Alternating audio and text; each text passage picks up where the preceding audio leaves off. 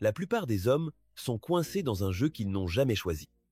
Un jeu construit dans l'esprit que le succès est uniquement pour ceux qui grindent plus fort, s'efforcent plus longtemps et souffrent davantage. On t'a enseigné que l'unique chemin vers les résultats passe par l'épuisement.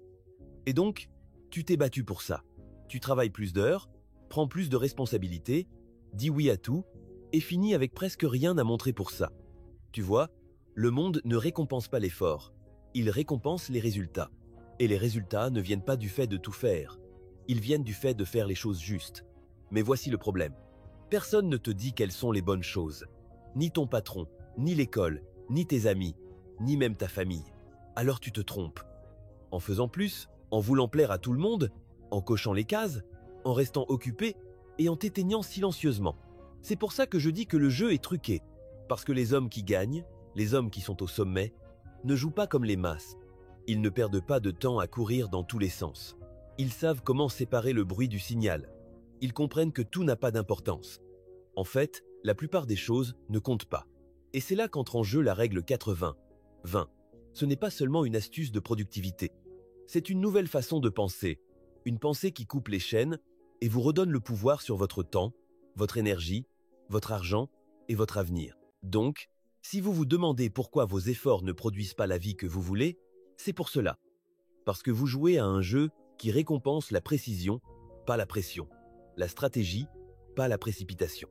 Et dans les prochaines minutes, je vais vous montrer comment changer les règles du jeu en votre faveur. Chapitre 2. Le principe que les faibles oublient. La vérité sur le 80-20. La plupart des gens ont entendu parler de la règle 80-20, mais presque personne ne la vit réellement. Pourquoi? Parce que cela paraît trop simple pour être vrai. Mais laissez-moi vous dire quelque chose. Les gens qui ignorent la simplicité sont ceux qui restent coincés dans la complexité pour toujours. Voici la vérité.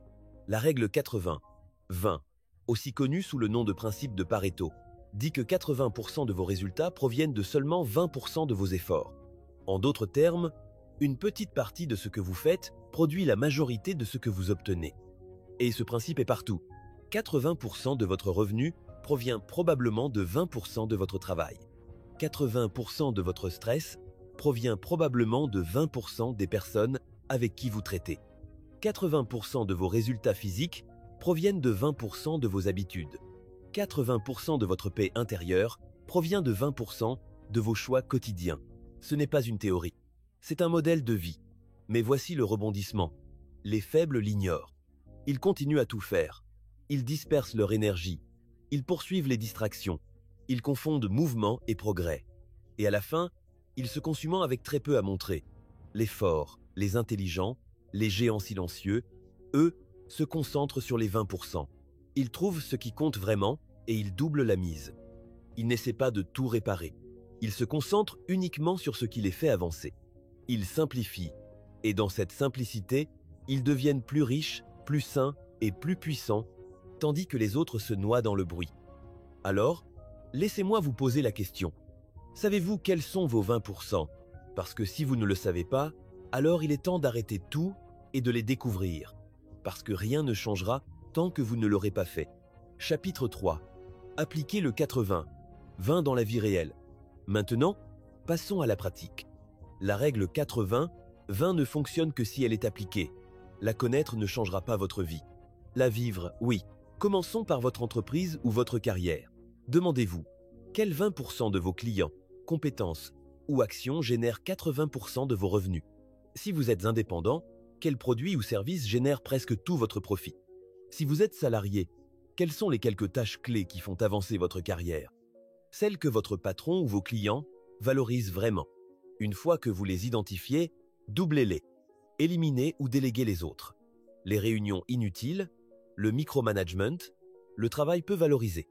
Ils sapent votre puissance. Maintenant, parlons de vos relations. Qui sont les 20% de personnes qui nourrissent votre paix, votre ambition, votre clarté? Passez plus de temps avec elles.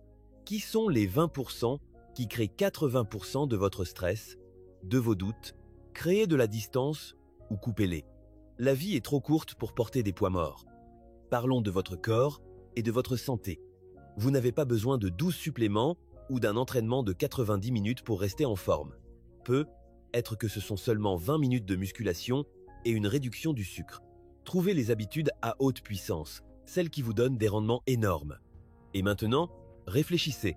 Quels sont les 20% de vos pensées, routines ou habitudes qui vous apportent confiance, concentration et clarté? Relisez ces livres. Répétez ces affirmations. Renforcez ces pensées. Détruisez les 80% qui causent du bruit, de la peur, des comparaisons et du surmenage mental. C'est ainsi que vous devenez dangereux. Pas en faisant plus, mais en faisant moins de ce qui n'a pas d'importance et plus de ce qui fonctionne. Et ne laissez pas le monde vous blâmer pour vouloir simplifier. Ce n'est pas de l'indifférence, c'est de la maîtrise. Chapitre 4. Détruire le bruit. Le pouvoir d'éliminer les 80%. 1700 personnes. Laissez-moi vous dire quelque chose que la plupart des hommes ont trop peur d'admettre. Vous n'avez pas besoin de plus. Vous avez besoin de moins. Moins de distractions, moins d'obligations, moins d'urgences artificielles, moins de bruit. Les 80% qui vous freinent ne sont pas juste une perte de temps. C'est un meurtre silencieux. Ils détruisent votre énergie. Ils ferment votre esprit. Ils vous gardent occupé. Ainsi, vous ne ressentez jamais pleinement la douleur d'être en retard. Et le pire, c'est que la plupart des hommes s'adaptent à ce bruit. Ils confondent mouvement et accomplissement. Ils courent après les notifications comme des chasseurs d'oiseaux. Ils disent oui à tout le monde, puis se demandent pourquoi ils n'ont jamais de temps pour eux-mêmes. Cela s'arrête maintenant. Parce qu'une fois que vous avez identifié vos 20%, il est temps de partir en guerre contre le reste. Cela peut signifier abandonner un projet qui ne vous aligne plus. Cela peut signifier couper les liens avec des personnes qui détruisent votre feu intérieur. Cela peut signifier dire non encore et encore, même quand cela vous met mal à l'aise. Ce n'est pas facile. Le monde vous traitera d'égoïste. Mais voici la vérité, vous ne pouvez pas être généreux avec vos dons si votre vie est un chaos. La clarté demande de l'espace. La clarté demande du silence. Et si votre esprit est saturé de distractions, vous n'entendrez jamais la voix qui vous dit pourquoi vous êtes vraiment là. Alors commencez à couper. Éliminez l'excès. Réduisez le bruit. Soyez radicalement honnête sur ce qui ne sert plus votre mission. Et souvenez-vous, abandonner n'est pas une faiblesse. C'est un acte de puissance. C'est la discipline de ceux qui, pendant que tout le monde brûle, brillent en silence. Chapitre 5. Le point de bascule. Quand vous voyez vos premiers résultats, 1500 personnes. C'est ici que tout commence à changer. Vous avez identifié votre 20%. Vous avez commencé à couper le bruit. Et puis, ça se produit. Vous vous réveillez un jour et vous réalisez que vous n'êtes plus aussi fatigué. Votre esprit est plus clair. Vos actions vous semblent plus légères. Vous n'êtes plus en train de courir. Vous choisissez. Vous vous sentez enfin en contrôle. C'est le point de bascule. Quand vous commencez à obtenir de meilleurs résultats avec moins d'efforts, c'est étrange au début.